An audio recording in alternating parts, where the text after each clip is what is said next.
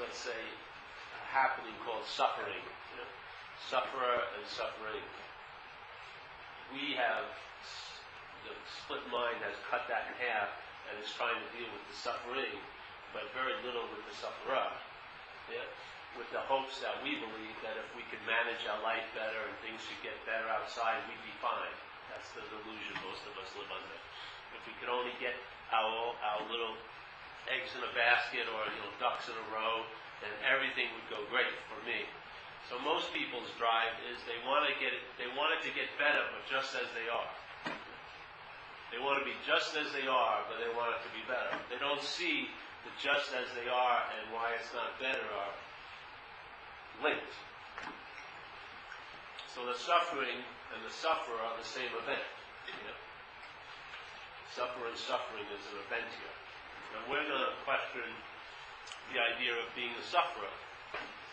Because my experience with it is that just like if you look at problems, let's say you have 10 problems this week. Maybe next week you'll have 20, who knows.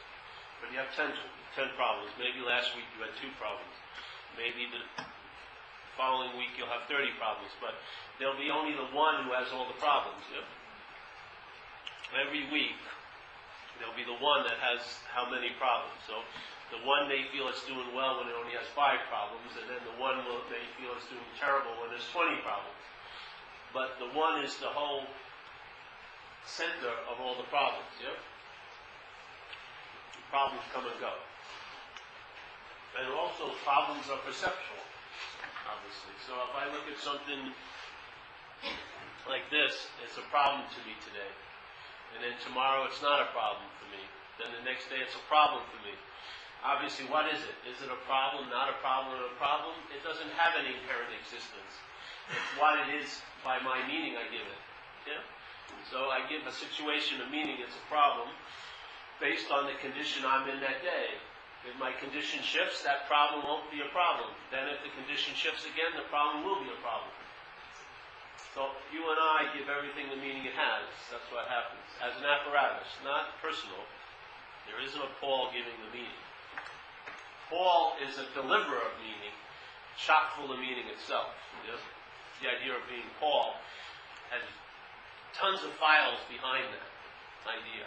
A lot of them unconscious files, but they're going to come in to this life with whatever Paul comes in contact with as Paul. So when there's a contact and it's interpreted as Paul's being in contact, those files become important in a sense because they download and they give meaning to whatever Paul's in contact with based on Paul's quote-unquote past. Yeah?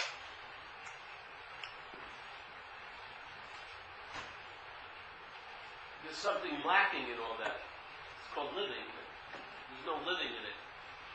There's interpretation in it.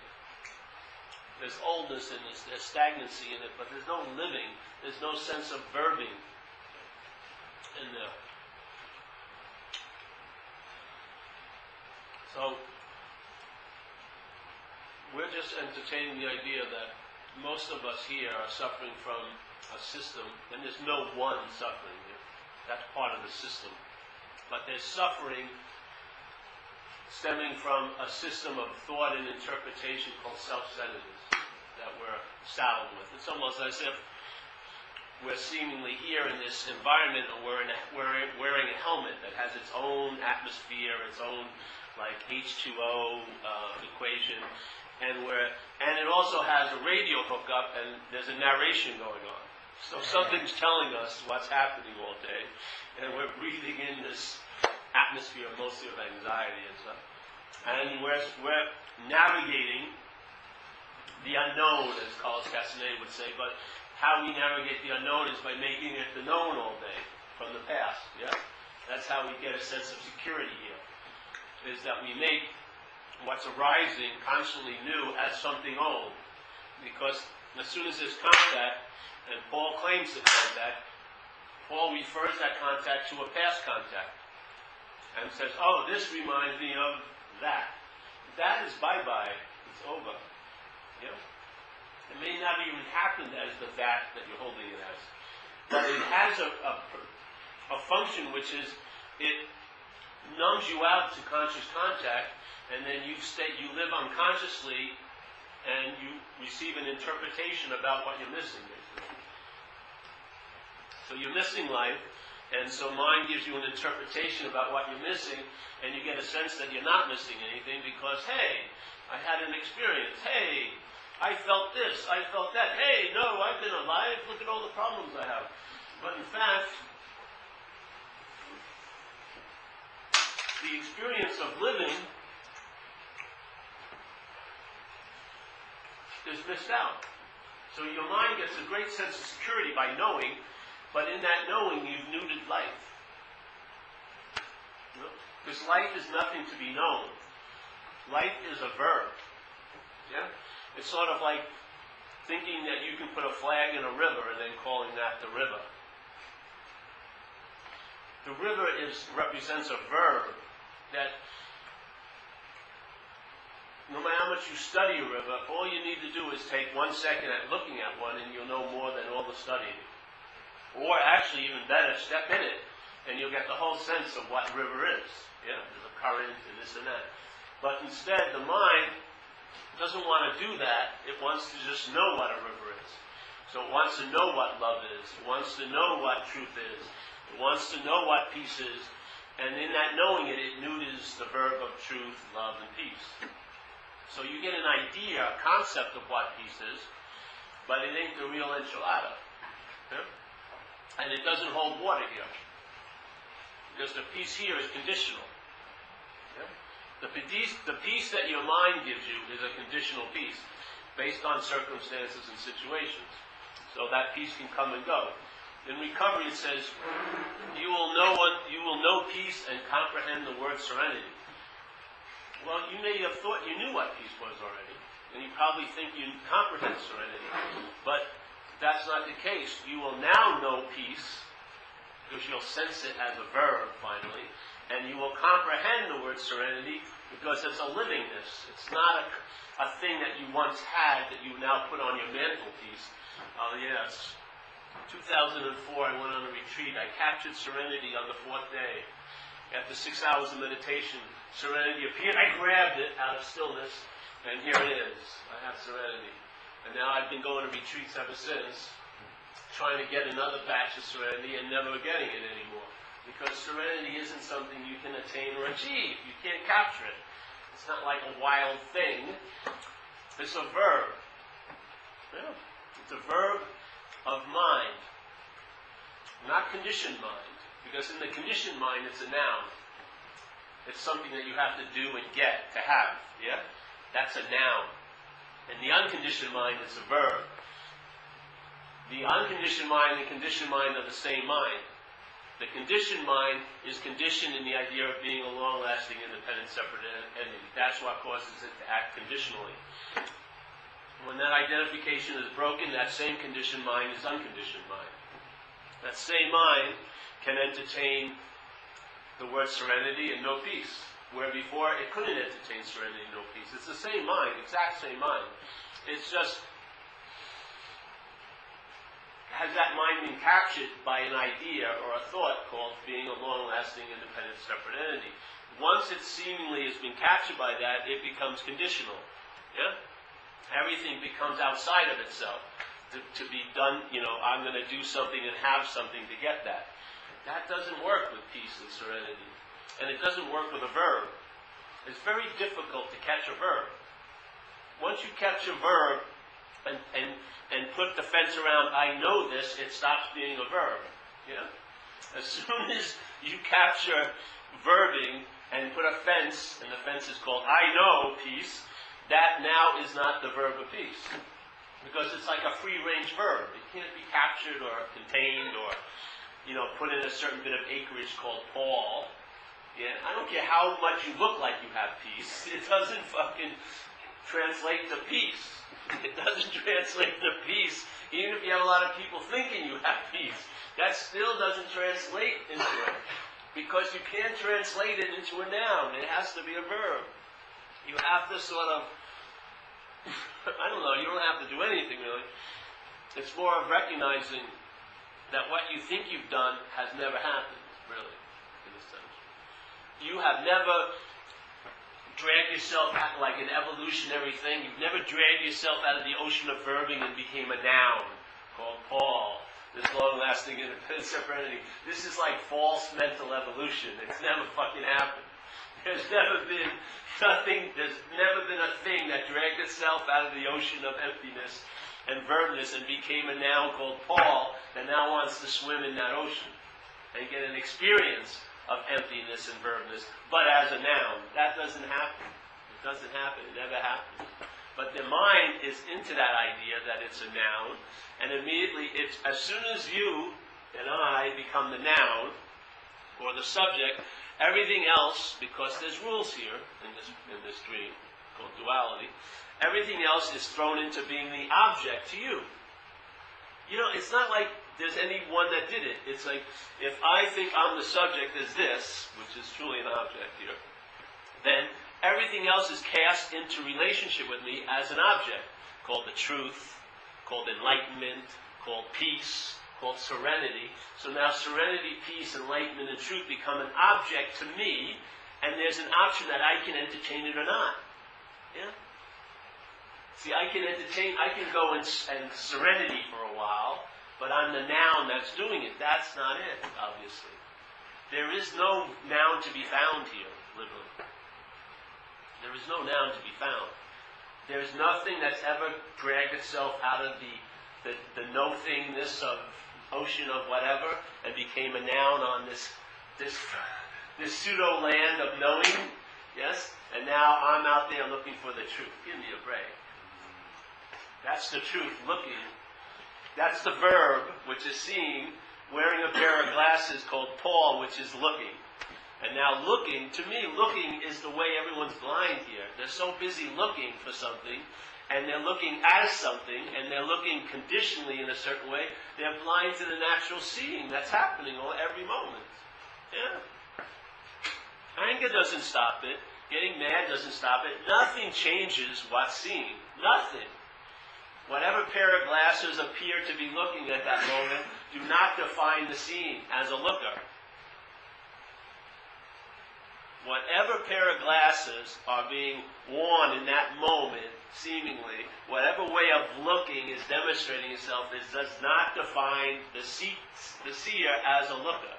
Only if you believe it to. Yeah? Once you believe it to, then you're now looking, and you're going to be looking for, like St. Francis says, what's looking. But actually, I would change it a little bit. It's what's seeing. That's why you can't find it by looking. Looking can't recognize seeing because it's a disguised seeing already. Yeah? The verb of seeing is there, but it's been sort of changed into looking because the verb has been separated into a noun, a subtle little noun. Paul, being the looker, is now looking. But it's just riding or piggybacking on the fact that there's seeing. Yeah? It's a nice way of those conditioned minds splitting up seeing into me, the looker, and the act of looking. No, that's seeing. Yeah? So seeing is natural. You don't have to concentrate to see, you know. It's like, all right, I'm going to look so hard and so focused, then I'll finally see. No, it's really a relaxed thing. It's when you surrender or give up that sense of that movement of doing and having, then there's a natural seeing, and it may just click in. Yeah? And that one click is more than 800 pages of scriptures, or 20 fucking retreats, whatever. That one click will change, because it's timeless. It can erase a lot of what you have produced seemingly in time. Yes? Be it a spiritual identity or whatever identity you seem to have been working at, like a little beehive, you know, making up this identity. It can erase a lot of that in the seconds. Just one example of seeing. And all the evidence of seeing is available at all times. It's in every moment of looking. Looking is just an interpretation of seeing. That's all it is. And so if you can hold that and go on. And I love the word pause, because pause, you know, in some books, They should just they should say pause and then have like 30 pages of blank paper for a while. Just pause, sit in that. Like right now, you can sense it in the room. There's a nice pause. So.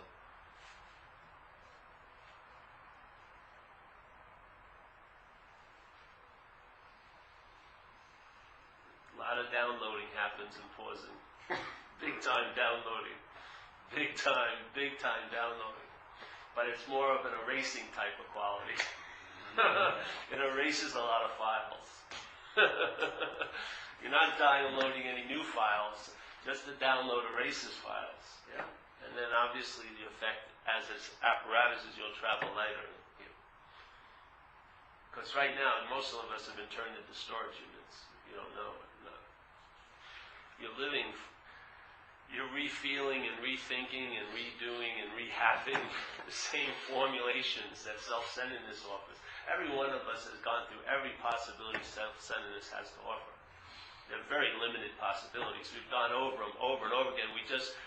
They're refurbished, new and improved, or they may be located in India or something, but it's the same possibility. Fairy princesses are one form of it, Arrival dates when I do this and have that, that should translate to me being very happy. That's total possibility of time of self-centeredness, And it's failed us miserably, most of us, All these things. We've ridden every horse in the stable of self-centeredness. We tried English saddles, bareback, whatever, but it's the same fucking horse. And you've been over every inch of it, of self-centeredness. It's a very small system. You've been through every inch of it. There's nothing, you're not going to find what you're looking for now. It's just not there. If you were, you would have found it already, obviously. It's been on the hunt for how many years? Yeah. Where's that mythical happiness, joy, sense of freedom that's always promising you at a later date? It never delivers the goods now. It's always, you've got to jump through a few more hoops or have a little more months of practice and then you'll get there. When you sit next to the teacher, then it's always on and on, constantly based on situations and circumstances. And then if those are fulfilled, you'll whammo. You'll wake up. All the while, seeing's happening. Every moment. Every moment of the seeming incarceration, you're free. So, what's one to do about this? Absolutely nothing.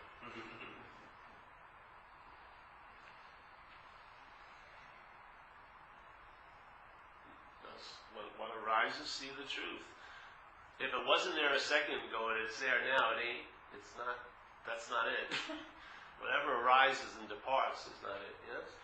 But every moment, let's say you go back into the past, if there was one, and think of a situation you were in like 10 years ago. And then you go to the situation you were in yesterday and today. There was one basis that was always in every situation you've ever been in, which is there's been consciousness. Yeah? There's been conscious contact. There was hearing, feeling, tasting, smelling, whatever. Seeing is another one. Yeah, whatever. So those 5 doors, in Buddhism they believe the mind's another door. So you're seeing thoughts like a bird is seen by the eye. Your mind's seeing thoughts. You've never been the thinker of any thought ever.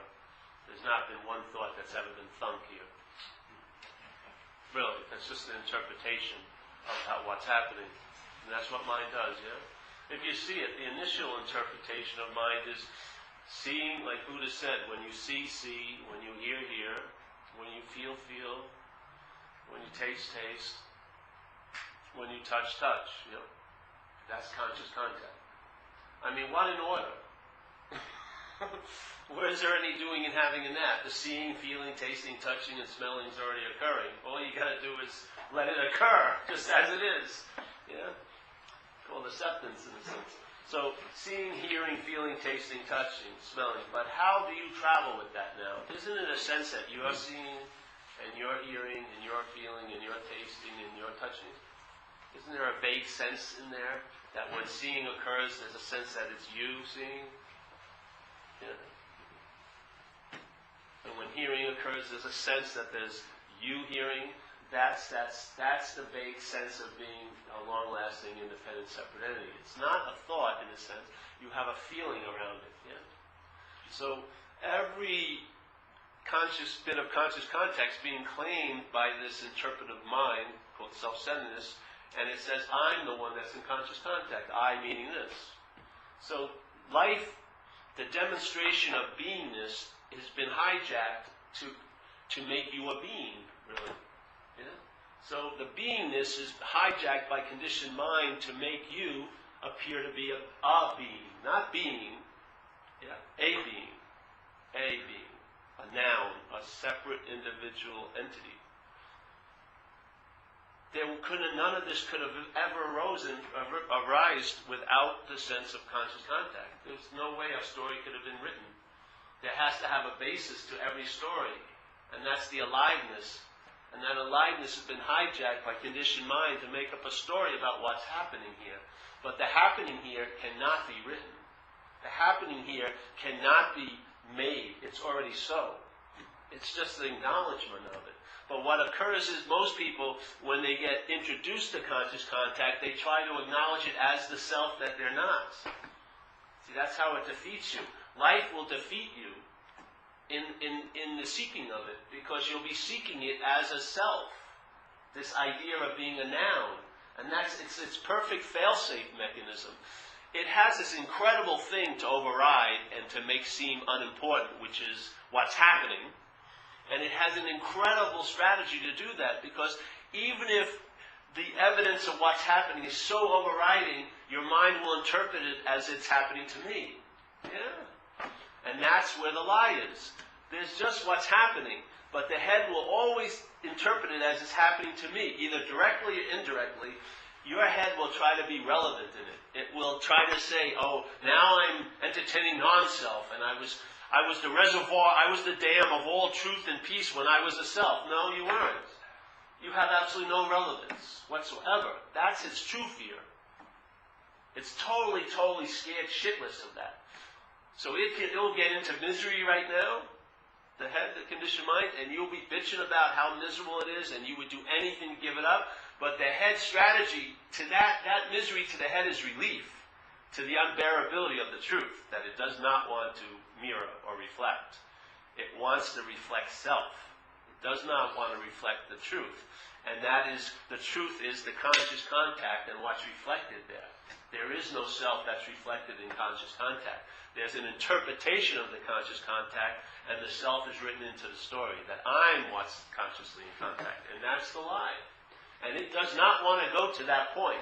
So if it's misery that distracts you from that, misery, bring it on. Let's have a whole life of misery. Because you'll be thinking, this sucks, I'd do anything to give this up, as the talking action. But the consciousness, the conditional split, is totally thriving in that, because the real fear it's worried about has been delayed. Yes, which is its inevitable non-existence. Yeah? In fact, there is no relevance to it whatsoever.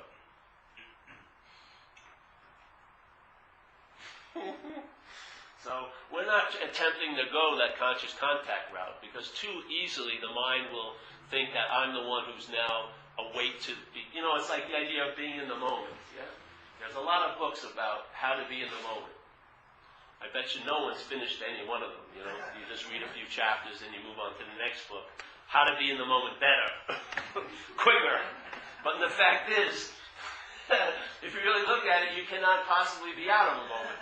Why would you want to try to get into a moment if you can't be out of it? And that's the dilemma here. The true relief is you recognize the quote-unquote problem is imaginary. That's the solution. The solution isn't applying a solution to the problem, because that would be a bigger problem. The real solution is you realize the problem is imaginary. There is no long-lasting, independent, separate entity. So therefore, I don't need to seek any solution for that. That's the solution in a sense. Yeah.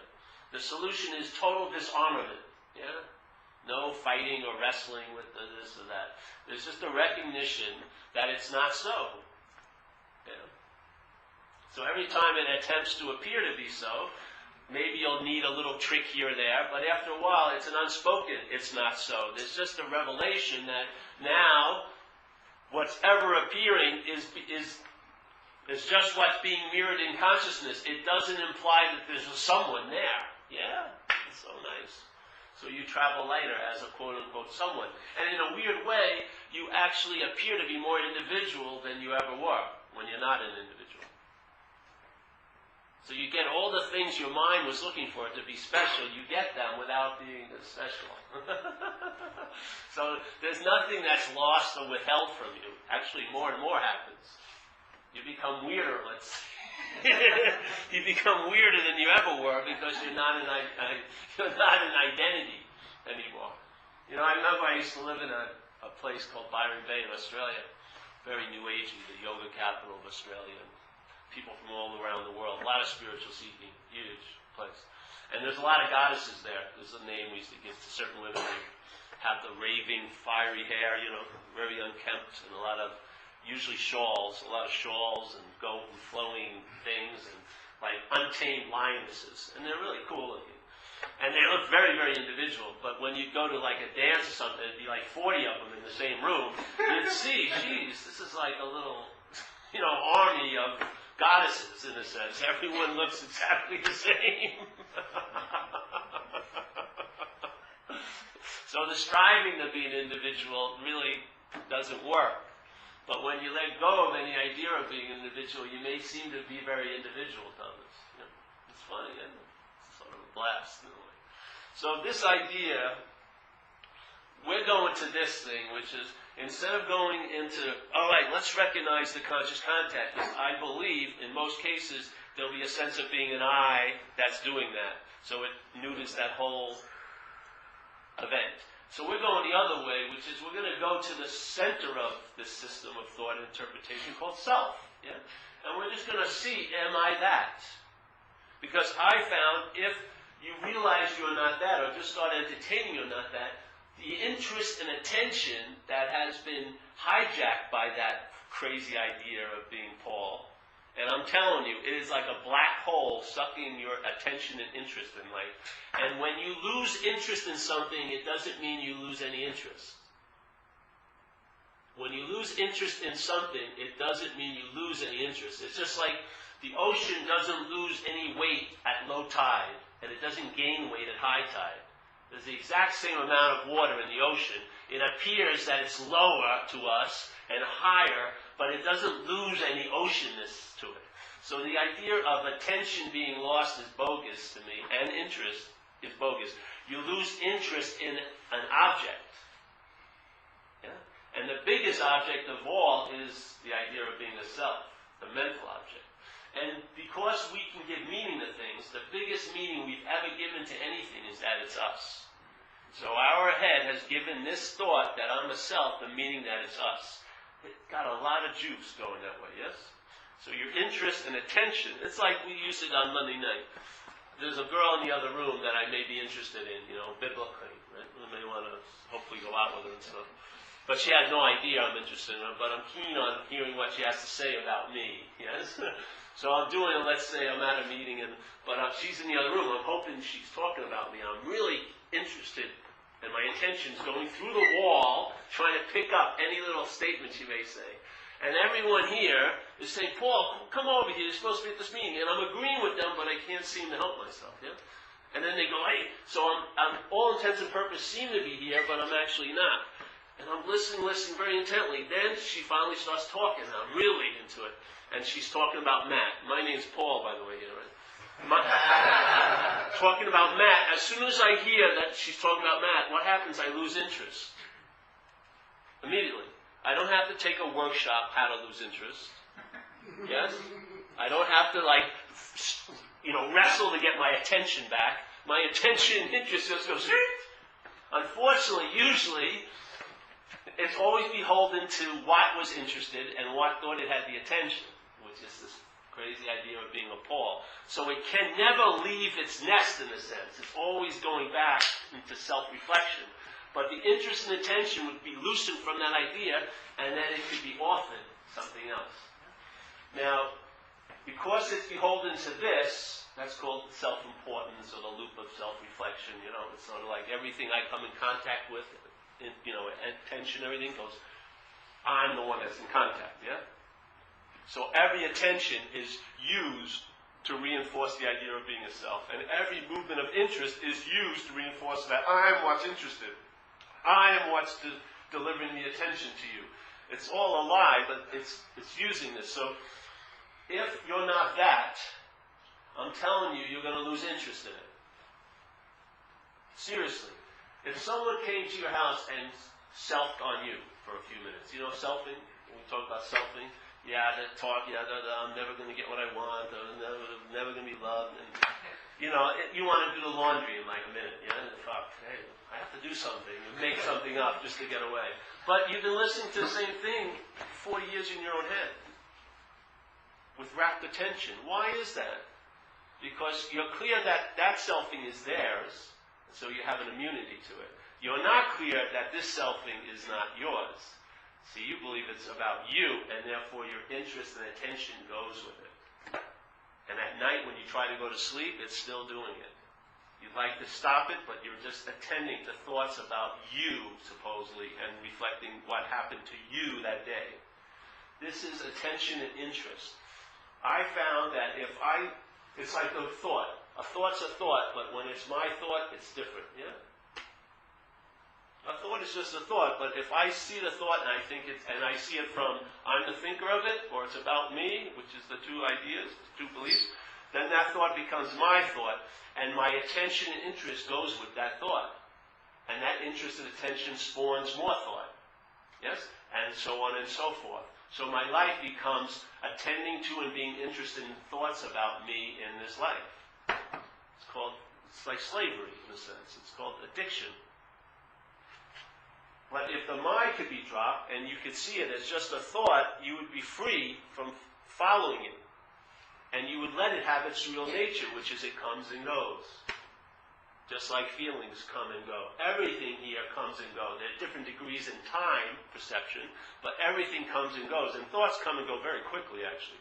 You can't even see a thought when it's coming. See, someone may be thinking about me in the marina, but I don't see it. The bad thought is trying to attack me with. No, I don't see it. It just appears on the screen of consciousness, and then it's meant to go. But as soon as I label it my thought, I change its trajectory, and it starts orbiting around a very old thought, which is Paul. And so all the other thoughts are now claimed by me as this thought as the thinker of them, or that they're about me, and that's the orbital gravity. We're not trying to get rid of this orbit, we're pulling this planet out. Yes? If I'm not the center of the universe, then the universe will be free to expand.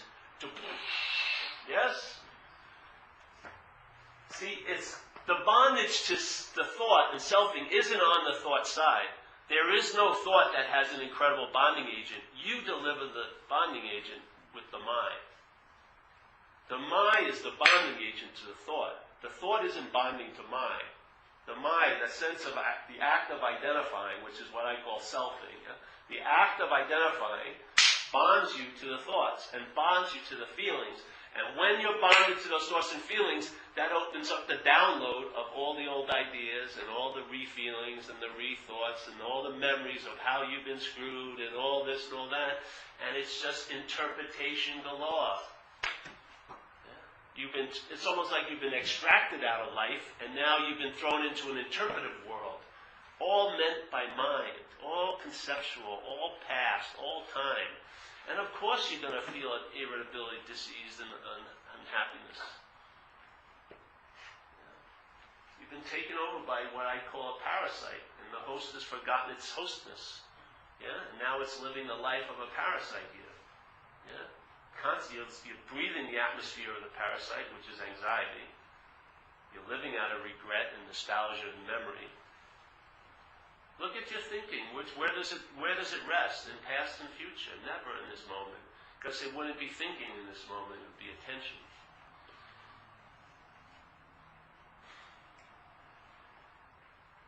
The thoughts you're not really feeling as much as you think. It's the attention to them you're feeling. The attention's quality gets lost when it gets bound to a thought. The attention is a verb, and the thought's a noun. And the verb, when bound to the noun loses a sense of its verbness. So you mostly attend to the thought. You don't sense the attention. Yeah? You don't feel that what it's like to be awake and conscious now. You don't sense the beingness of this place. It becomes sterile and nounish and conceptual. And there's a huge lacking in that. And then your mind runs with that and makes up stories about how it could be better if you could just get this or do this or get rid of that and don't do that and all this. And it just creates this whole little monopoly game called selfing, yeah? You never leave Baltic Place, really. You're in a lousy boot constantly, but you got hopes for the boardwalk, but you can't seem to get over there because someone else is there. So then resentment and envy and hatred and all this baloney happens. Yeah. So this is like, we're not going to go to the conscious contact, we're going to the self that thinks it's in conscious contact and the self that thinks it's not in conscious contact. And if you're not that, then you're not beholden to its opinions. Really, your attention and interest gets loosened from that, and your attention and interest can entertain new possibilities. Not the ones in self-centeredness, because you've already entertained all of them. Yeah? But it can entertain other possibilities. Like, one of the best entertaining of a possibility in self-centeredness is, I will be okay. It's never immediate. You're never okay now. The hope is that I will be. So you go, well, what about, no, let me be okay now. I think Sunday I'll start becoming okay when I go to this and do that. That's self-centeredness. That's the possibility of self-centeredness, that your solution will be delivered later. This is not from there. This possibility. It's not even you're okay. There's no one to be okay or unokay.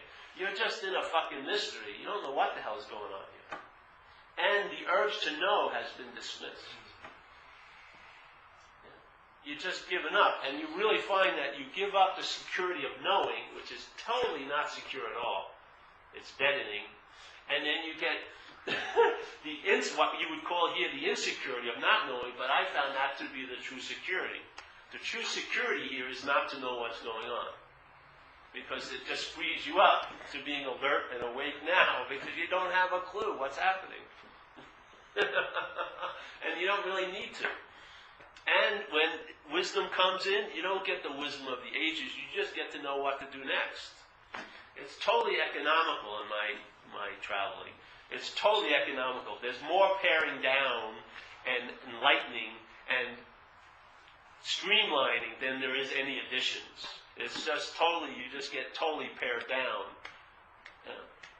What's unnecessary is seen to be unnecessary. And if you were looking to see what was necessary and unnecessary, you would never have chosen the shit to throw overboard. Never. Never. No freaking way. The first thing that goes overboard is the need to be liberated. That goes way out. Ring! There's no need to be liberated here, because there's no one that's ever been bound. It's an impossibility. For you to be bound, you'd have to be a noun. For you to be imprisoned or chained, you'd have to be a noun to be chained to something. You're not a noun. This thing cannot be caught. Beingness cannot be caught and be turned into a noun. There's no fucking way. Yeah? But beingness can be distracted from its essence. Yes?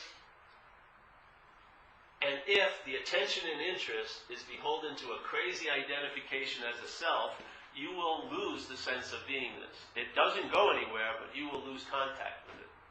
And you will live in this dry, arid place called nouns. And of course, nouns have to arrive at an oasis for things to get better. They have to have a plan. How I get from here to there, and there has to be better than here, or why would I want to go there? And you have to incessantly keep going and seek here. It's impossible to stop seeking. I know people who've been enlightened 3 times here in this life. I thought once would have been enough, but 3 times. They were involved with one thing, and they proclaimed they were enlightened, then they got involved in some other movement, and then they got the double whammy, and now they've moved on to another movement, another spiritual group, and now they've been enlightened 3 times. It's fucking incredible. If you've been enlightened 3 times, there's no enlightenment. It's impossible. How can there be 3 enlightenments? There's no enlightenment. Who's there to be enlightened? Yeah. This is it. It's not special. To the mind, it actually sucks. It does. There's no fireworks. Maybe no one's ever going to recognize anything about you. Oh, Paul, it's so wonderful your absence. Oh, I love that. I love that I have been absent from I. No, it's just really dog shit awareness. Just clear clarity about what's actually happening here. It's nothing's fucking special here at all. Yeah, it's totally disappointing to mind.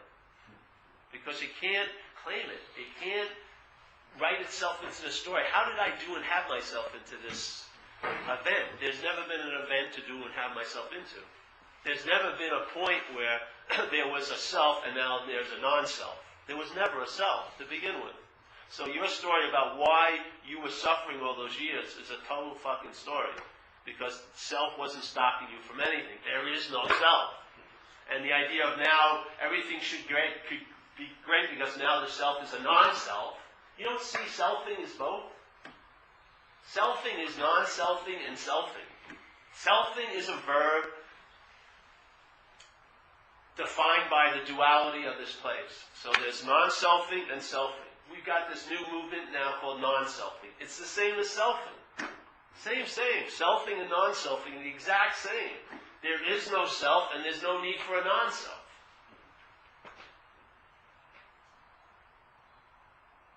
So there doesn't need to be a non-self judge, just like the superego used to judge you when you were out there using. Now it's judging you for, I can't say I in any of the I get emails, really. People are incredible. I got an email. Hopefully she's not listening. I got an email. Some people from Spain, this lady, I really like you, by the way. She emailed me and said, I got a lot of I listened to a lot of your talks, but at the end there's a prayer or invocation you say. And all I could hear was, keep coming back. What does that mean? It's part of recovery. So I said, well, it's part of recovery. That's what we say at the end of the meeting. And we also say this prayer, the serenity prayer. And we do the we version. So God grant us the serenity to accept the things we cannot change and the courage to change the things we can, whatever. And then the wisdom, no difference. Immediately, like in a nanosecond of internet time, she emailed me, what do you mean change? There's no one to change. I said, come on. It's the conveyance of the message, baby. The message of non-duality doesn't have to be constrictly put into non-duality format. It can be expressed dualistically. That's why it is the truth. It's not defined by, okay, now we're going to have to become non-dual here. Give me a break. They call them the Pharisees, the Advaita Pharisees. Thinking they got the word down perfectly, but they're missing the juice of it. The juice is freedom. Not another fucking concept, an idea of what has to be right and what has to be wrong. There's a freedom to it. You get sloppy. Yeah, you're not like dressed to the T's, you don't got it all down. It's just like you get moved to say something at a certain moment, at a certain time. There's no pull there. It just happens. That's why when people say, well, you said this 3 months ago, I didn't say a damn fucking thing 3 months ago. There's no copyright law. I totally deny any what do you call proprietary, position with any of this content. Not one bit. That's why I can come to every meeting. I've never come to it. I've never come to the 19 years I've been coming here. If it was me, I would have said, I can't come this week. I'd have thousands of reasons why I can't come. I was bad, I got mad, and this and that and this. It's all selfish. You're being used every second of the day, in a sense. Something is, to me, personally, impersonally, this is an interface of expression. That's all that's happening. What's really being demonstrated, if you have the eyes to see, is what's expressing. Not the vehicle it's moving through. It's like the telescope and the scientist. The scientist wants to see the stars. For it to see the stars, to facilitate it seeing the stars, it has to get a telescope. It can't see the stars. So this telescope has a certain amount of lenses that bring the stars seemingly closer. So this is an interface where consciousness expresses itself into this little dream realm. Yeah? It's like a telescope. Consciousness or spirit is the scientist. Yeah? Now, obviously, the telescope has taken itself to be the seer of it. Yeah? So it can't actually see the stars, so what it does is it re-sees them, and rethinks them, and re-feels them. So it makes up an illusory sky and stars, but it's all past, yes? Because it's in denial of the scientist. All the while, the scientist is looking through it, yes? And true seeing's happening, but to the telescope, it's looking. Because it's based on, I once looked. So now its whole story is, I'm looking to reinvalidate the fact that I once looked. It never looked to begin with. There was seeing through it. This is just an expression, this is like an interface for something to occur. Yeah? And the interface will get cleaned out or economized, but maybe because this thing may want to express something different through it. Yeah? Just like for many of the people in this room, I was a perfect addict here. A perfect drug addict. I never did any spiritual practice perfectly, but addiction I did perfectly. I went to the extreme limits every day for years. You cannot have been a better intravenous drug user than I was. Yeah, it was perfection. And then suddenly what happened? Recovery occurred, and now totally something else is expressing through the same interface. It's not the interface, obviously. Yeah? Heaven can be expressed through this or hell. It's got the ability to express whatever, however it's going to, it's like undifferentiated light comes in here and it gets differentiated. That's what happens. So undifferentiated light can seem to be heaven or hell. Yeah. The point is to recognize the undifferentiated light. You recognize it not by a topic or a noun. You sense it, it intimates itself through moving through you. Not through you, obviously, but moving through the apparatus, you get the intimation of its qualities, its nature. It doesn't tell you exactly what it is. It whispers it as it's ising, so to speak. So after a while, it can happen all at once, but after a while, you get more inclinations of its nature, in a sense, by its being. And you know damn well if the mind wants to be a noun and stop and try to get it, you miss it. You miss it by thinking you have it. You may think you have, I got it, I woke up, I've got the beingness. You've missed it because it's a verb. That's the beauty of it. It keeps you honest against your own mental will. You cannot have it. Ooh! That pisses my head off so much. You can't have it. You can't. Well, let me try to embrace it. No. You can get into tantric yoga postures. You're never going to embrace it. You can't grab it. That's the hit. You just give up. Doesn't mean the grabbing stops. You realize you're not the grabber. Let it grab away. That's part of what's appearing here. You don't have anything to do with that. You have nothing to do with changing the destiny of this apparatus. Nothing. Not one bit. Don't worry about it. It will change because this place is of change. You have nothing to do with it. There's no you to have anything to do with it. There's just an awareness of what's arising. And instead of all the emphasis being put on what's arising, the emphasis starts being put on what's aware of the arising. That's all that happens. There's a shift in emphasis. Your interest and attention, instead of on things, in relation to this thing, goes to no-thingness. That's all. The relationships with things keeps going on day in and day out, but the emphasis, even if it just moves one bit, it can change this whole life for you, or as you. One difference of calibration. Yeah? But when the emphasis keeps moving, there is the attention and interest goes on the awareness of the event instead of the event. So to me, I have no memory mostly of anything that happens during a day anymore. Because I don't need memory, because I'm aware of the context of it. That's what I'm interested in. I'm not interested in it, you know what I mean? Interest is interested in it. Attention is interested in it. Yeah? So it gets more contextual, which gives you the freedom of the content. The content doesn't have as much meaning as it used to have to you. There's no virtue. You didn't struggle or fight it. It just, you lose interest in it.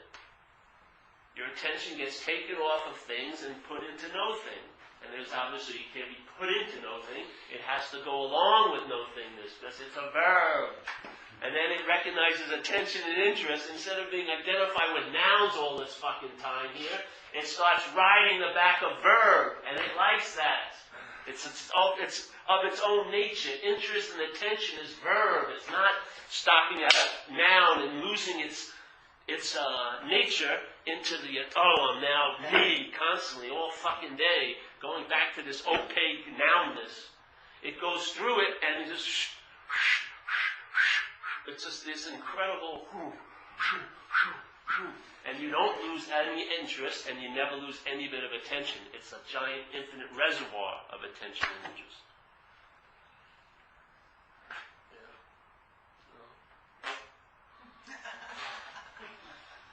I'm ready for a fight today. I'm pissed. Some Zen bitch slapping's going to go on. Don't start with me today. Fuck the tsunami. What's the sound of one wave slapping? Zen bitch slap. That's going to be our underwater. Yeah. Any questions today? Oh, good. The window of questions is very short.